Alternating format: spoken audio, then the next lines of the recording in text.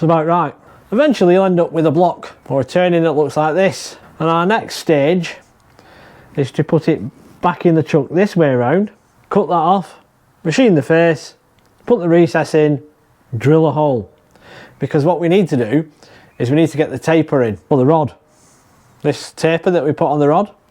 Because before we machine this down to length, we need to get this to fit on this rod with that taper. And then once it's on there, we can then figure out how much we need to machine off the faces. Because we have a set distance between here and the end of the piston. Because we don't want the piston to hit cylinder covers. Either way, we want to get this as accurate as we can.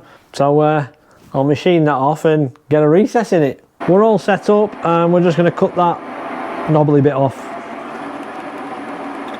Get as close as we can.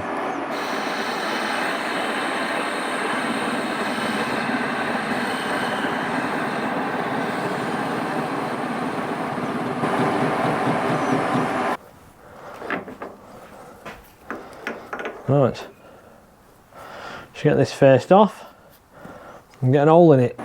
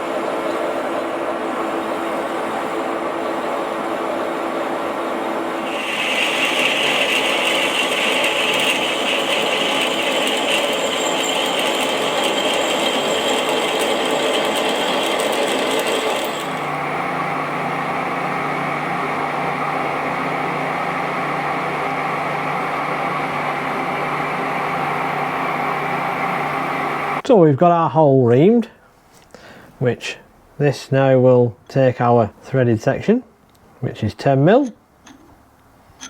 So now what we've got to do is we've got to machine out the recess where the nut goes, and then we can do the taper.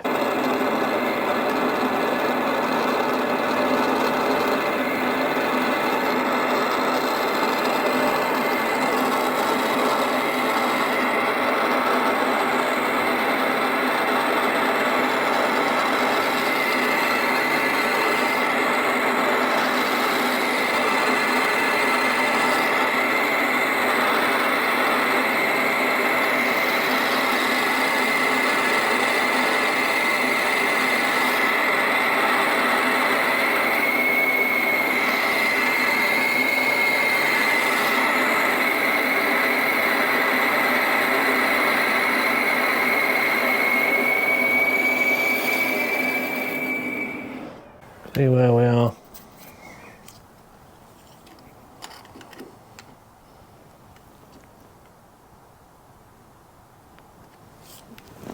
Another one round.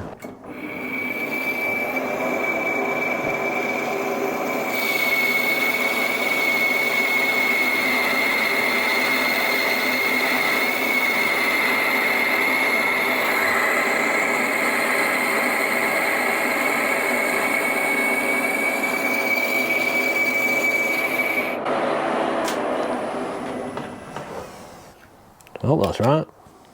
Otherwise we've gone over. Oh, we've gone over. Never mind.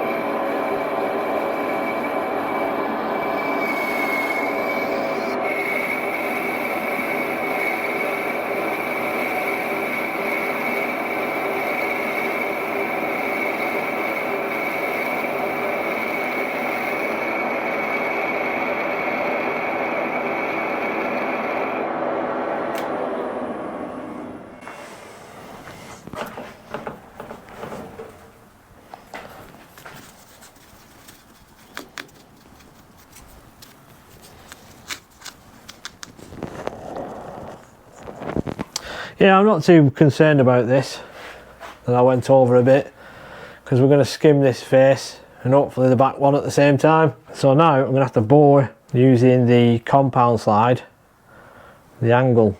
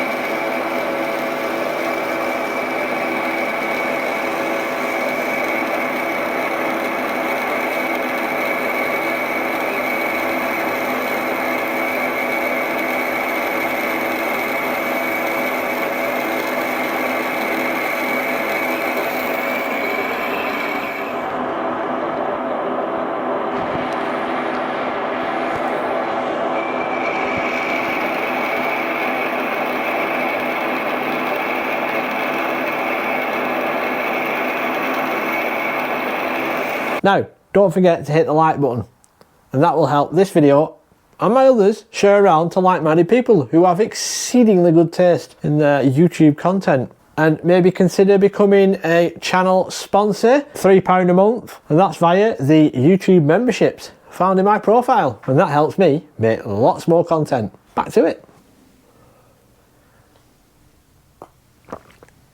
Ooh.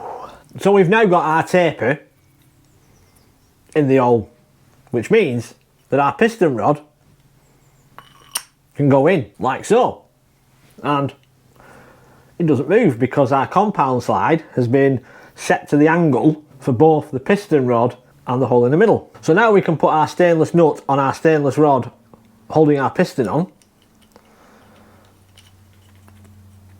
like so. Get this in the crosshead, and then we can get a distance overall and figure out how much we need to machine off this front face to take it to the correct measurement. Then we can mark down for the inch long length, and then we just got the diameter, which we will machine on the rod, so that the diameters of the rod and the piston are equal.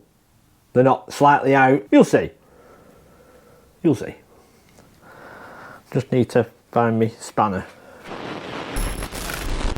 With our rod and piston now into our crosshead, we have the vernier height gauge set to 0 off the face here.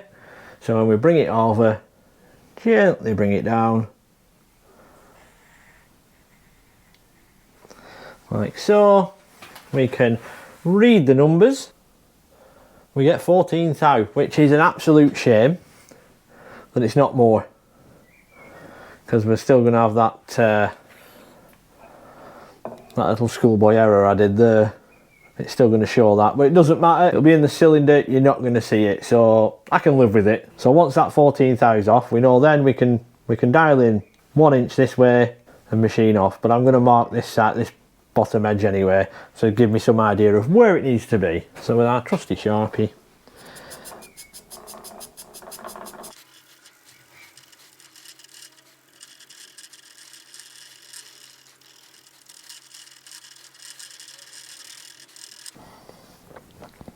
one thing I will tell you about Sharpies and steel is don't leave Sharpies written on steel on a finish that you want. The black ones seem to have an acid in that does, over time, eat into the material.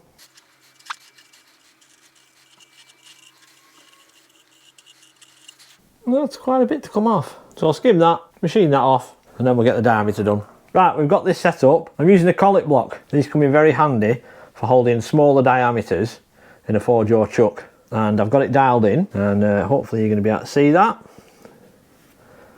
we've got a little tiny bit of play, less than half a thou. Now what I'm going to do is I'm going to show you on this edge here the difference, because obviously we've machined this in the 4-jaw chuck and it's been dialed in. I'm just going to show you the different, like how far out this rod to this is, which is why we machine the diameter of this last. Right, I've got it on this face. Let's see how far out we are. Not too bad actually. It's about 2.5, 3 thou.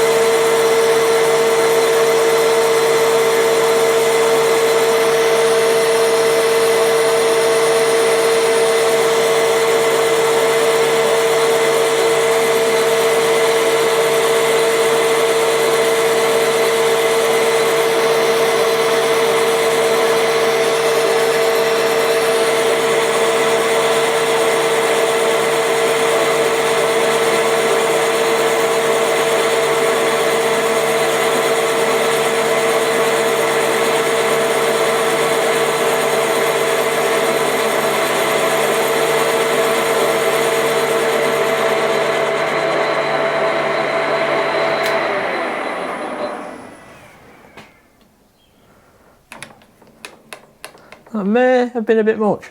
I gave myself such a panic then, I thought I'd taken too much off, but I've just taken it out and checked it. It's bang on. What a lucky cut that was. Whew, I thought I'd cut way too much off. Whew. Now before we machine this back face and this diameter here, we need to get a centre in. When we do this face, we don't want that to push. So we'll just put a little centre in.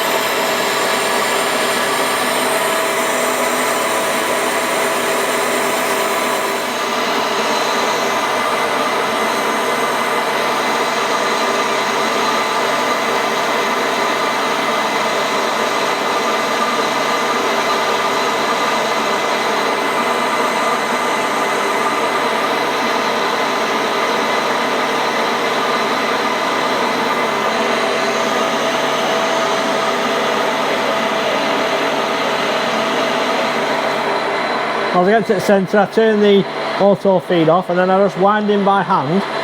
Because it's tapered, there's a gap between the shaft at this end and the piston. So if you do it carefully like so, you've got no chance of hitting the rod.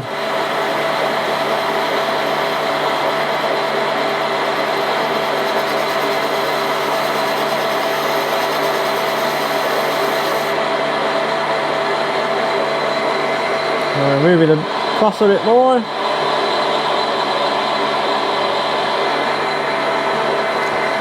Set the auto feed again and away we go.